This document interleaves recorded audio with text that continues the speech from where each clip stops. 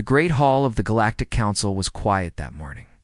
Hundreds of representatives from different species sat in their assigned seats waiting for the session to begin. The chamber was massive, built to hold beings of all sizes and shapes. Some breathed oxygen, others methane. Some walked on legs, others floated in special gravity fields. But they all came here to make decisions that affected trillions of lives across the galaxy. Ambassador Taman's seat was empty. It had been empty for 3 weeks now, but nobody seemed to notice. The human delegations section, which usually held 5 representatives, was completely vacant. The cleaning drones had already removed the nameplates, as if humans had never been there at all. Chancellor Vrock of the Valorian Empire called the session to order. His 4 eyes scanned the chamber with satisfaction. Everything was proceeding as it should. The first matter of business was a trade dispute between the Chromoth and the Dralakian Collective. It was boring, as most matters were, but necessary. 2 hours into the session, Secretary Nem approached the Chancellor's platform. She was a small, bird-like creature with bright yellow feathers. She whispered something into Vrock's ear. The Chancellor's expression did not change, but he paused for a moment before nodding. "A minor administrative matter has been brought to my attention," Vrock announced to the chamber. "It appears that the human delegation has not attended our sessions for several weeks. Does anyone have information about their absence?" The chamber remained silent.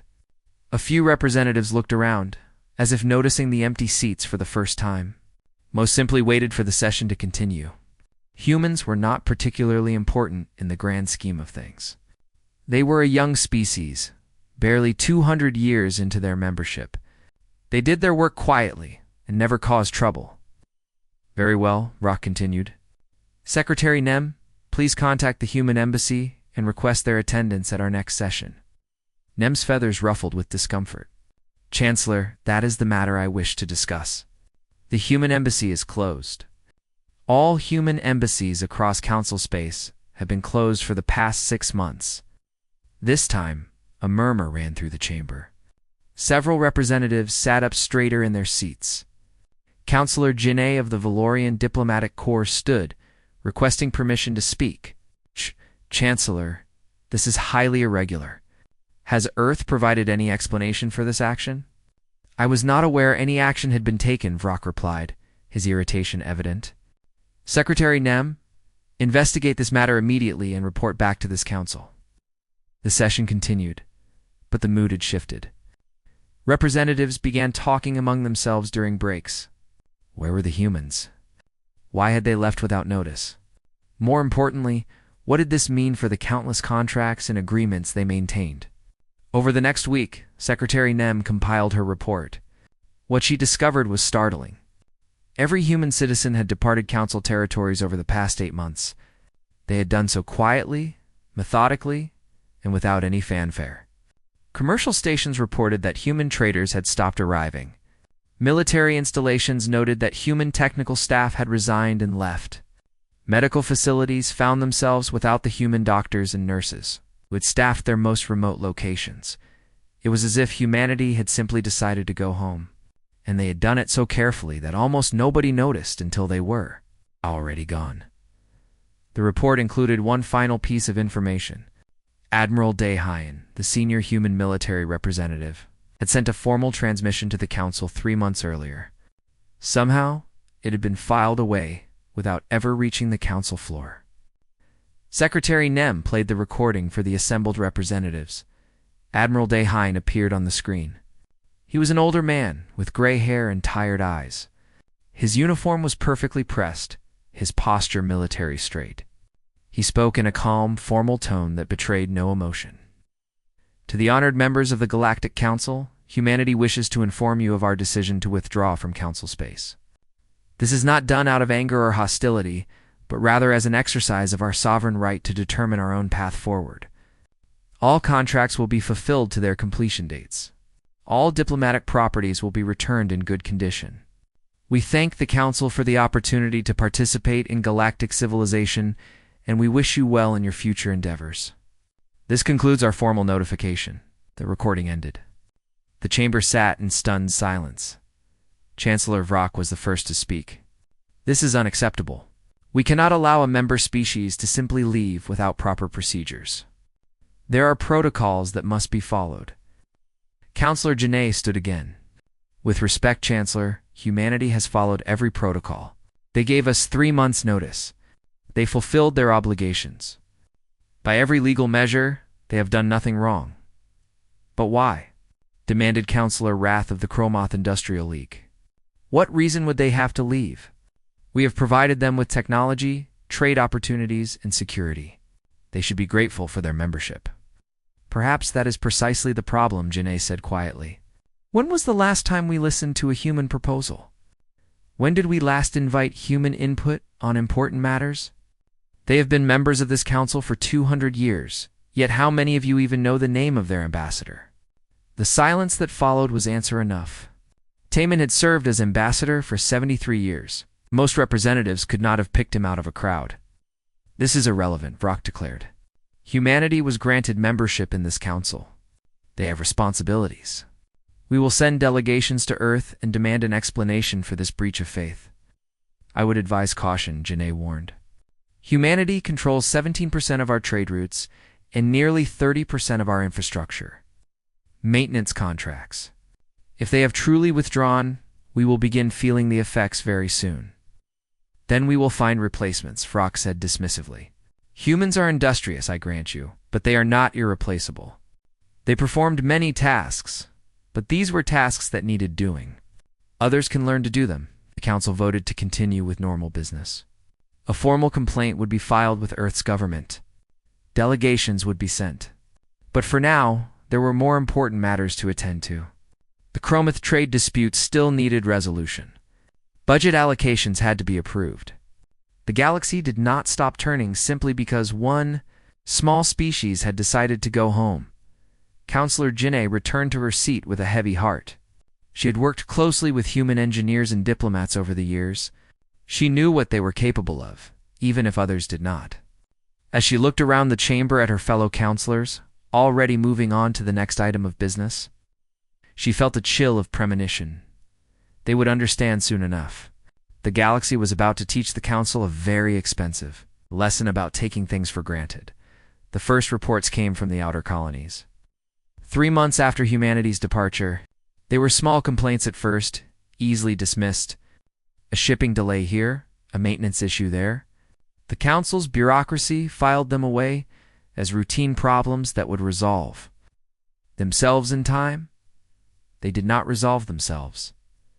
Station Master Torvik of the Kalnor Trading Hub sent his third urgent message to the council in as many weeks. His station, which processed goods for 30 nearby systems, was experiencing massive delays. Ships were arriving on time, but the cargo was not being processed efficiently. The automated systems that sorted and directed shipments kept making errors. The humans used to handle this. Torvik explained to his Valorian supervisor over a video call. They had workers here who understood the system. They could fix problems before they became serious. Now, when something goes wrong, we have to shut down entire sections while we figure out what happened. Hire new workers, the supervisor replied, irritated by the constant complaints. Surely you can find beings capable of operating a cargo system. We have hired new workers. 15 different species are represented in our logistics team now. But the system was designed with human intuition in mind. It expects operators to make small adjustments constantly. The programming is not straightforward.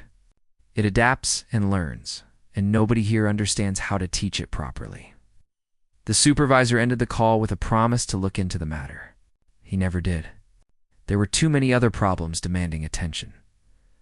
On the industrial world of Chromoth 7, Chief Engineer Hanwoo had left behind detailed instruction manuals for maintaining the orbital foundries. They were massive structures that floated in space, processing raw materials into refined metals and alloys. The Chromoth people had built the foundries 300 years ago, but they had not maintained them personally for over 50 years. Humans had done that work, and they had done it well. The manuals were comprehensive, running to thousands of pages. They explained every system in careful detail, but reading about maintenance and actually performing it were two different things. The foundries required constant small adjustments to maintain optimal performance. Temperature variations, gravitational fluctuations, stellar radiation levels. All of these factors affected the delicate processes inside the foundries. Within 6 weeks of the human engineers leaving, production dropped by 20%. Within 3 months, it had dropped by 60%. The Chromath engineers tried everything they could think of. They followed the manuals precisely. They hired consultants from other species. Nothing worked. The foundries continued to degrade. The Chromath Industrial League sent an angry delegation to the council, demanding compensation for their losses. They argued that humans had made themselves indispensable on purpose, creating dependencies so they could not be replaced. The council formed a committee to investigate. The committee would take 2 years to complete its work. The Chromath foundries could not wait that long. Medical stations across the frontier reported even more serious problems. Dr. Sunhai had led the Remote Medical Corps, a volunteer organization of human doctors and nurses who staffed facilities in dangerous or isolated locations. These were places other species considered too risky or too boring to work. Plague worlds, asteroid colonies, deep space research stations, anywhere that needed medical care but could not attract medical professionals. When the humans left, they took their medical knowledge with them. They had treated diseases that other species did not understand. They had performed procedures that required human dexterity and patience. They had worked with equipment that was calibrated for human hands and human decision-making processes. The colony on Braxis reported an outbreak of vermian fever. It was a disease that affected multiple species, but it was treatable if caught early. The colony's medical center had always relied on Dr. Manesio, human physician who specialized in multi-species pathology. She had left 3 months ago. The automated medical systems tried to treat the outbreak, but they were not programmed for this particular strain of the disease. 53 colonists died before emergency. Medical supplies could arrive from the nearest major world. It was not an isolated incident. Similar stories came from dozens of colonies. People were dying because the humans who had quietly kept them alive were gone. The council, military made their own disturbing discovery. Fleet engineer Biora had maintained the weapons systems on the dreadnought Eternal Vigilance for 30 years. She had uploaded all her technical knowledge to the ship's computer systems before departing. But computers could not replace experience. The weapons systems began experiencing failures during routine operations. Targeting sensors drifted out of calibration. Energy conduits overloaded without warning. Safety systems engaged at inappropriate times. The Eternal Vigilance was forced to return to port for repairs. The shipyard workers examined the systems carefully, following every diagnostic procedure they knew. Everything appeared to be functioning correctly, yet the problems continued. Finally, a frustrated technician contacted Biora directly, begging for help. Her response was polite but firm. "I no longer work for the council military. My contract ended, and I chose not to renew it. The documentation I left behind should be sufficient for routine maintenance. If you are experiencing problems, I suggest you contact the original manufacturers of those systems."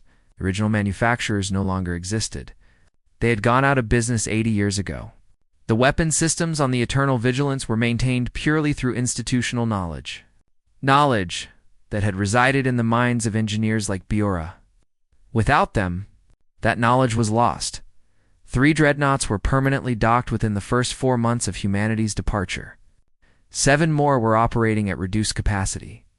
The Council fleet, which had maintained peace across hundreds of systems for centuries, was falling apart.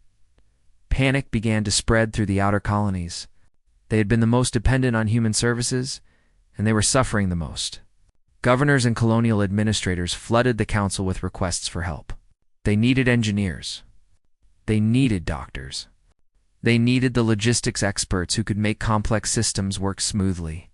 They needed humans, and humans were gone. Chancellor Vrock finally acknowledged the severity of the situation. He authorized diplomatic missions to Earth and the major human colonies. The missions were staffed with the Council's best negotiators and equipped with generous offers. Technology sharing agreements. Trade concessions. Formal apologies for any past oversights. Whatever humans wanted, within reason, the Council was prepared to provide. Every single mission was turned away at the border. Human border patrol ships were polite but absolute in their refusal. No Council vessels would be permitted to enter human space. No negotiations would take place. Humanity had made its decision, and that decision was final. Ambassador Young Sik, a Velcor trade representative, managed to get a brief communication with a human border officer named Dong Han. Young Sik pleaded his case desperately. People were dying. Economies were collapsing. Surely humans did not want to see innocent beings suffer. Dong Han listened patiently.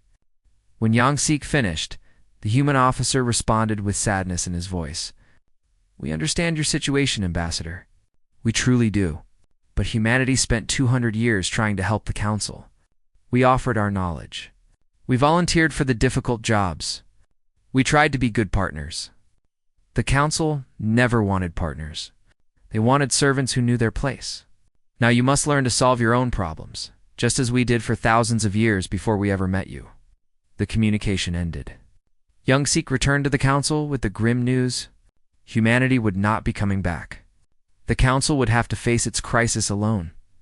6 months after humanity left, the Galactic Council faced a crisis unlike anything in its 1,000-year history. The problems that had started as minor inconveniences had grown into disasters that threatened the stability of dozens of worlds. And the worst part was that nobody knew how to fix them. The Velcor Consortium called an emergency meeting. They were one of the most powerful trade federations in Council space, controlling shipping lanes that connected over 100 systems. Their profits had dropped by 40% in just 6 months. Ambassador Young Sik stood before the Council chamber, his anger barely contained. "We were told that humans were replaceable," he said, his voice echoing through the hall. "We were assured that their departure would be a minor setback. This is not a minor setback. This is a catastrophe. Our supply chains are broken. Our efficiency has dropped to levels not seen in centuries. And every attempt to restore them to their previous state has failed." Chancellor Vrock tried to interrupt, but Young Sik raised a hand, demanding to be heard.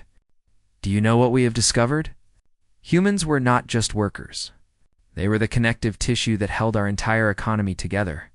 They found solutions to problems that other species did not even recognize as problems.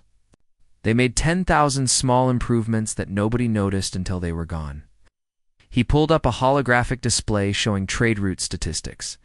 The graphs told a story of steady decline. Before humans, our average shipping time between major hubs was 17 days. After humans took over logistics management, it dropped to 9 days. We are now back to 18 days and climbing. Our customers are furious. Our partners are looking for alternatives.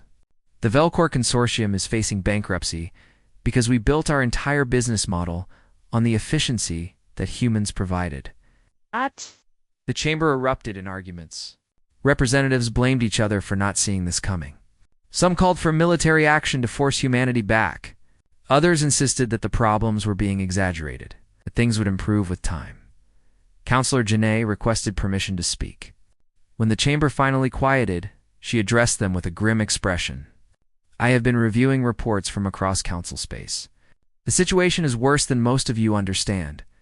Let me share what I have learned." She began with the infrastructure failures. Space stations that humans had maintained were experiencing life support problems. Air recycling systems were breaking down. Water purification was becoming less efficient. Temperature control was erratic. "These are not complicated systems," Janae explained. "But they require constant attention and adjustment. Humans provided that attention. They noticed problems before they became critical. Without them, we are discovering how many small failures can accumulate into major disasters." Communication networks were next. The Galactic Information Network had been built by many species over centuries, but it had been optimized and maintained primarily by human technicians. Network engineer Hay-One and her team had worked tirelessly to keep data flowing smoothly between systems. They had written custom software patches, rerouted traffic around congested nodes, solved compatibility issues between different technologies. Now the network was slowly degrading. Messages took longer to arrive. Video communications were choppy and unreliable. Critical data transfers were being corrupted. The Council's ability to coordinate responses to problems was itself becoming a problem. Agricultural worlds reported crop failures. Automated farming systems that had been designed and maintained by human engineers were producing yields 30 to 40% below normal. The systems were still running, but without the constant optimization that humans had provided, they were far less effective. Food shortages were beginning to appear on worlds that had not known hunger in generations. Counselor Mison of the Dralachian Collective stood to add her observations. She had worked closely with human engineers for decades, and what she had to say made the chamber fall silent. I need to share something that will make all of you uncomfortable. I have reviewed the Council records for the past 50 years. In that time, humanity submitted 3,217 proposals for improvements to Council operations. She let that number sink in before continuing. 3,217 proposals. They ranged from small efficiency improvements to major infrastructure projects.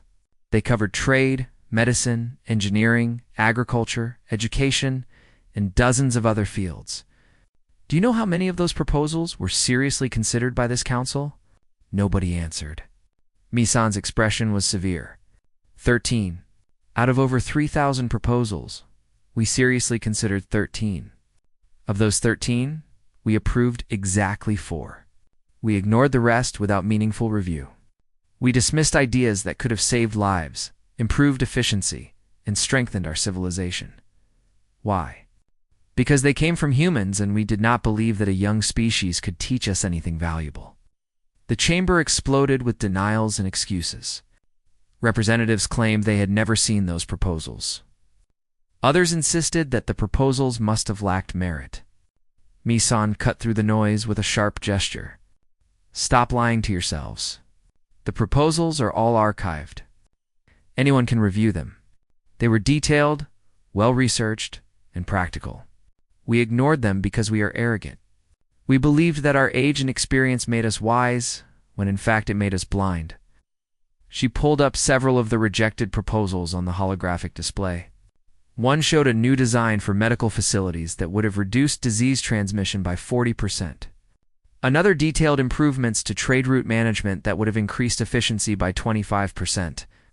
A third proposed changes to the Council's decision-making, processes that would have allowed for faster responses to emergencies. All of them had been submitted years ago. All of them had been rejected or ignored. And now the Council was suffering from the exact problems those proposals had been designed to prevent. We treated humans like servants, Misun said quietly. We used their labor, we benefited from their innovations, but we never truly welcomed them as equals. When they spoke, we did not listen. When they offered help, we took it without gratitude. When they needed support, we dismissed their concerns. Is it any wonder they left? Civil unrest began breaking out across Council space. Citizens who had grown accustomed to a certain quality of life were angry that their governments had allowed such dangerous dependence on a single species. Protests erupted on major worlds. Colonial governors faced votes of no confidence. The economic problems were creating political chaos. On Valorian Prime, protesters stormed the administrative center, demanding answers. Why had their leaders been so careless? How could they have failed to notice humanity's importance until it was too late? The Valorian government fell within a week, replaced by a coalition that promised to fix the crisis, but they had no idea how to fix it. Nobody did. The skills that humans had developed over 2 centuries of service could not be replaced overnight. The institutional knowledge they had accumulated was gone. Every attempt to recreate what they had done failed because other species were trying to copy human methods without understanding the human mindset that had created them. The Council fractured. Member species began pursuing their own solutions, no longer trusting the central government to handle the crisis. The Velcor Consortium withdrew its formal membership, though they maintained observer status. 3 other major federations followed. The Council's authority was crumbling along with its infrastructure. Chancellor Vrock resigned in disgrace. His replacement, a Chromath diplomat named Turson, took office with a single mandate: restore relations with humanity at any cost. But as he reviewed the situation reports stacking up on his desk, he realized the terrible truth. The cost might be higher than the Council could possibly pay. Humanity had been the foundation that held galactic civilization together. And in their arrogance, the Council had never even noticed until the foundation was gone. The Council's intelligence service had a reputation for being among the best in the galaxy.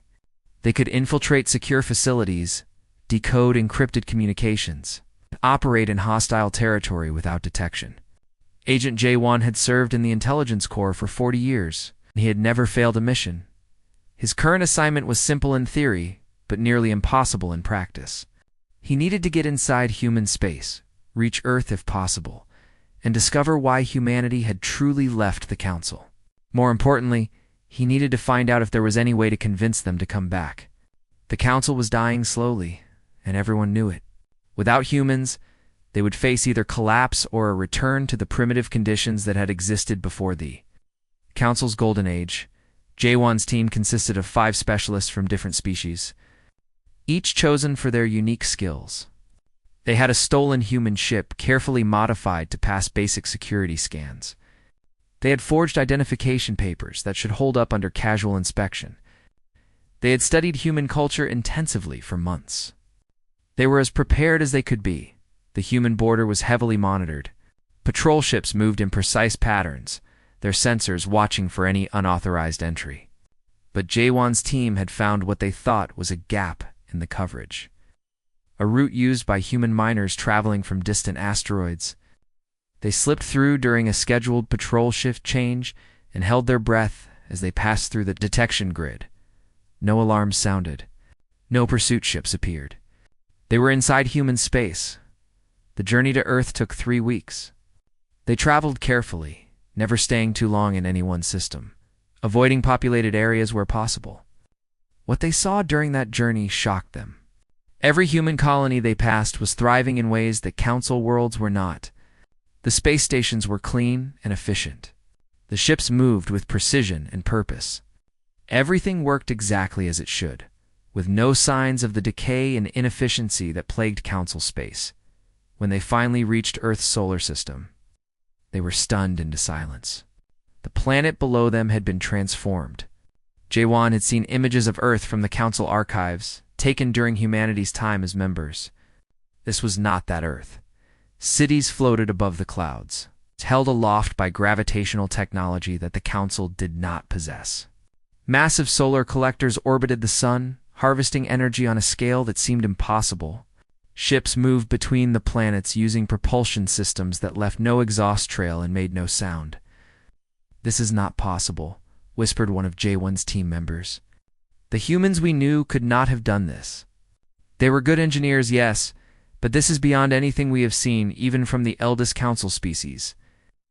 J1 said nothing. He was beginning to understand a terrible truth. They landed on Earth in a small settlement, far from the major population centers. Their cover story was that they were human colonists returning from a remote mining operation. The local officials barely glanced at their papers before waving them through. Security on Earth was surprisingly light, as if humans had no fear of infiltration. That night, J1 made contact with his assigned target, a former Council cultural attaché named Hajin. She had worked at the Council embassy on Valorian Prime for 15 years before returning to Earth. The intelligence briefing suggested she might be sympathetic to Council concerns, that she might have information about humanity's plans. They met in a small restaurant overlooking a river. Hajin arrived alone, dressed in simple clothes that could have belonged to any civilian. She smiled when she saw J1, but it was a sad smile. "I was wondering when someone from the Council would finally come," she said, sitting across from him. "Took you longer than I expected. Things must be very bad if you are willing to risk illegal entry into our space." J1 saw no point in maintaining his cover. "You know who I am, of course. You are Council intelligence, here to find out why we left and if we will ever come back. The answer to the first question is complicated. The answer to the second is simple. We will not be returning. People are dying," J1 said quietly. "Children are going hungry. Medical facilities are failing. We need help. Haijin's expression softened. I know, we are aware of this situation. It is not easy for us, knowing that beings are suffering, but that suffering is not our responsibility. Not anymore. Then whose responsibility is it? The Council's. They created this situation through their own choices. Now they must live with the consequences. She signaled the waiter, ordered drinks for both of them, and then leaned back in her chair. Let me tell you a story, Agent J1. Let me tell you about humanity's experience in the Galactic Council. Over the next 2 hours, Haijin spoke. She told him about the excitement humans had felt when they first made contact with alien civilizations. They had dreamed of being part of something greater than themselves, of learning from ancient species, of contributing to a galactic community. They had gone into council membership with hope and enthusiasm. That hope had died slowly over decades. Humans quickly discovered that the council did not see them as partners. They were seen as useful servants, nothing more. When humans proposed ideas, they were dismissed without consideration. When humans requested fair treatment, they were told to be patient and earn respect through service. When humans achieved remarkable things, the credit went to other species. We documented everything, Haijin said. Every insult, every dismissal, every time we were told our ideas were not worth considering. We kept detailed records for 200 years. And do you know what we discovered? The pattern never changed. It did not matter how much we contributed or how valuable we made ourselves. The Council would never see us as equals. We would always be the young species that needed to know its place. She pulled out a small data device and slid it across the table. This contains copies of those records. Thousands of proposal rejections. Hundreds of incidents where human lives were considered less valuable than the lives of Council species. Documentation of systematic discrimination at every level of Council operations. Take it, share it with your superiors. Let them see what they created. J1 picked up the device with trembling hands. If the situation was so bad, why did you stay for 200 years? Because we hoped things would change. We believed that if we proved ourselves valuable enough, if we demonstrated our capabilities clearly enough, the Council would eventually accept us. We were wrong. The Council's elder species have grown comfortable in their positions. They do not want equals. They want subordinates who make their lives easier. So you left. We left. And in the 18 months since our departure, we have made more progress than we did in 2 centuries of Council membership. Look around you, Agent J1. Look at what we have built. This is what happens when humanity is free to pursue its own path without constantly having to prove itself to beings who will never be satisfied. Shawan had seen it. The technological marvels, the thriving colonies, the sense of purpose and accomplishment that seemed to permeate human society. The Council thought you were holding back your technology. They believed you shared your innovations freely. Haijin laughed bitterly. We shared carefully selected pieces of technology that would be useful but not revolutionary. We learned very early that showing our full capabilities would make us either a target for exploitation or a threat to be contained. So we shared enough to be valuable, but not enough to be dangerous. Every human in Council space understood this. It was survival.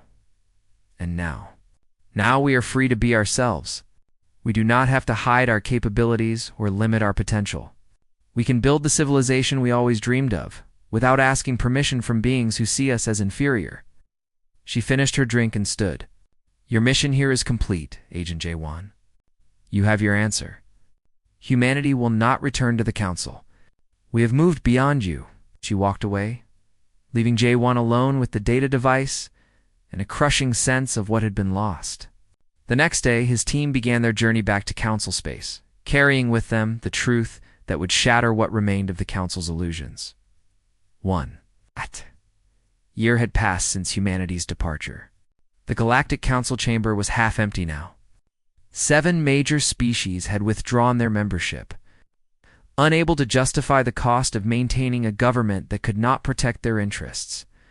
The remaining species continued to meet, but the grand vision of galactic unity had been replaced by desperate attempts at survival. Chancellor Turson stood before the depleted assembly and delivered his weekly crisis report. The numbers were grim. Economic output across council space had dropped by 53%. Medical emergencies were being reported faster than they could be addressed. Infrastructure failures had become so common that many colonies were reverting to pre-space flight. Technology just to maintain basic services, the great civilization that had endured for 1,000 years, was crumbling. And everyone in the chamber knew it. Agent Jaewon's report had been classified as the highest level of secrecy. But secrets do not last long in desperate times. Within a month, every council member had read the documents that Hajin had provided. The evidence was undeniable. Humanity had been systematically discriminated against for 2 centuries. Their contributions had been minimized, their proposals ignored, and their concerns dismissed. The council had built its prosperity on human labor. While treating humans as second-class members unworthy of real respect, the reaction had been varied. Some species expressed shame and regret. Others insisted they had not been aware of the discrimination, though the documentation proved otherwise. A few continued to argue that humans had been too sensitive. They should have understood their place as junior members of an ancient civilization. Those voices grew quieter as the crisis deepened and the cost of losing humanity became undeniable. Chancellor Tursin made a decision that would define his legacy. He assembled a final delegation to petition humanity for help. This would not be a negotiation between equals. The council had nothing to offer that humanity needed. This would be a plea for mercy from the dying to the thriving. The delegation was led by Elder Counselor Songho of the Taurian Accord. He was one of the oldest beings in council space, having served in various governmental positions for over 300 years. He had been among the few who had argued for better treatment of humanity during their membership. His words had been ignored then, but now he was seen as perhaps the only council member that humans might be willing to hear. The delegation included representatives from the species most affected by humanity's departure. Counselor Janae was there, as was Mizan. They traveled to the human border and requested permission to enter. For 3 days, they received no response. Then a single message arrived, granting them permission to approach Luna, humanity's moon, for a meeting. They would not be allowed to visit Earth itself. The lunar facility where they met, Ambassador Taemin, was starkly beautiful. Through massive windows, they could see Earth hanging in the black sky, a blue and white jewel that seemed to shine with impossible brightness. The room was furnished simply, with comfortable chairs arranged in a circle. There were no power positions here, no raised platforms or grand displays of authority. Everything about the setting spoke of equality and mutual respect. Tae-Min entered the room. Songho was shocked by how much the ambassador had aged. The human had always seemed vigorous and energetic during his time at the council. Now he moved slowly, his hair completely white, his face lined with years of stress. But his eyes were clear and kind, showing no anger or resentment. "Thank you for agreeing to see us," Songho began. "We come not as representatives of power, but as beings seeking understanding and, if possible, assistance." Taemin nodded. "Please, speak freely. I will listen to everything you have to say." The delegation took turns presenting their case. They acknowledged every wrong that had been done to humanity. They admitted to the discrimination, the dismissals, and the systematic undervaluing of human contributions. They presented detailed accounts of the suffering that was occurring across council space. Children were dying from diseases that human doctors could have treated. Colonies were being abandoned because infrastructure could not be maintained. Economic collapse was leading to food shortages and social unrest. They did not ask for humanity to return to the council. They understood that bridge was burned beyond repair. Instead, they asked for humanitarian assistance, medical aid, technical advisors, food shipments, anything that might prevent the complete collapse of civilization in council. Space.Tae-Min listened to it all without interruption. When they finished, he sat quietly for a long moment, his expression thoughtful. Finally, he spoke. "I appreciate your honesty. I know this was not easy for any of you to say. I also appreciate that you have not tried to shift blame or minimize what occurred. That shows growth, even if it comes too late to change the past." He stood and walked to the window, looking out at Earth. "Humanity does not hate the council. I want you to understand that. We are not motivated by revenge or spite. We simply reached a point where we realized that staying in an organization that did not value us was harmful to our own development. We were spending all our energy trying to prove ourselves worthy to beings who had already decided we were not. That is no way to live, we understand, Sangho said quietly, and we are ashamed of what we did to you. Your shame, while noted, does not help the beings who are suffering now. And that is what matters, is it not? Not the past, but the present and future. Taemin turned back to face them. Humanity will provide humanitarian assistance. We will send medical teams to worlds where disease is spreading. We will ship food to colonies facing starvation. We will provide technical documentation that may help you maintain critical infrastructure. We will not allow innocent beings to die if we can prevent it. The delegation sagged with relief. Janae's eyes filled with tears. Thank you. You cannot know what this means. But understand this, Taemin continued, his voice firm. This is charity, not a resumption of our former relationship.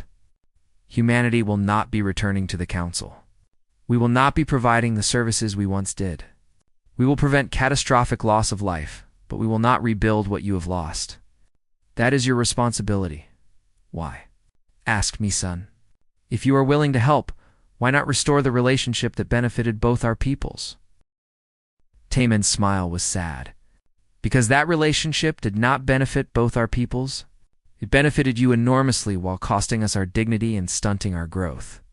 We spent 200 years making you comfortable, making your systems work, solving your problems. And what did we get in return? Dismissal, disrespect. The constant message that we were useful tools, not valued partners. He walked back to his chair and sat down, his age showing in the movement. The Council must learn to stand on its own. You must develop the capabilities you allowed to atrophy while humans did the work for you. You must learn to value every member species, not just the elder ones who believe their age grants them wisdom. Perhaps in a few centuries, when you have built a truly egalitarian civilization, we might speak again as equals. But not now. Not for a very long time. Sangho bowed his head. We understand. And we are grateful for the assistance you are willing to provide. May I ask one final question? Of course, do you regret joining the Council? If you could go back, knowing what you know now, would you have avoided contact with us entirely? Taemin considered the question carefully. No, I do not regret it. We learned valuable lessons from our time in the Council. We learned what we were capable of when challenged. We learned the importance of standing up for our own worth. We learned that sometimes the kindest thing you can do is walk away from beings who do not appreciate you. These are painful lessons, but they made us stronger. So no, I do not regret our time with you. But I am glad it is over. The meeting ended. The delegation returned to Council space with the news that humanitarian aid would be provided, but nothing more. It was less than they had hoped for, but far more than they had any right to expect. The Council would survive, though greatly diminished. They would rebuild, though it would take generations to regain even a fraction of what they had lost in the years that followed. Occasional reports reached Council space about humanity's continued expansion and advancement. They had encountered new species beyond Council territory and formed genuine partnerships based on mutual respect. They had developed technologies that seemed almost magical compared to what Council species possessed. They had built a civilization that valued every individual contribution, regardless of species age or origin. On Luna, in a memorial park dedicated to those humans who had served in Council space, Ambassador Taemin stood before a monument he had helped design. It bore the names of every human who had died while working to help other species thrive. At the base was an inscription that he had written himself. We came in hope. We left in silence. May those who come after us find the welcome we sought but never received. And may those we left behind learn that civilizations are measured not by their power, but by how they treat those who help them build it. Taemin was old now, his life nearing its end. But as he looked up at Earth shining in the sky above him, he felt no bitterness. Humanity had found its place in the universe. They had learned their worth, and they had claimed the future they deserved. The Council would remember them, not as servants, but as a species they had taken for granted until it was too late, and perhaps centuries from now, when the Council had truly changed, when they had built the egalitarian civilization they had always claimed to be. Perhaps then humanity would consider speaking with them again. But that was a decision for future generations. For now, humanity was content to build its own destiny. Free from the burden of unappreciative masters, the silence of humanity's departure would echo through council space for generations. And in that silence, perhaps they would finally learn to listen.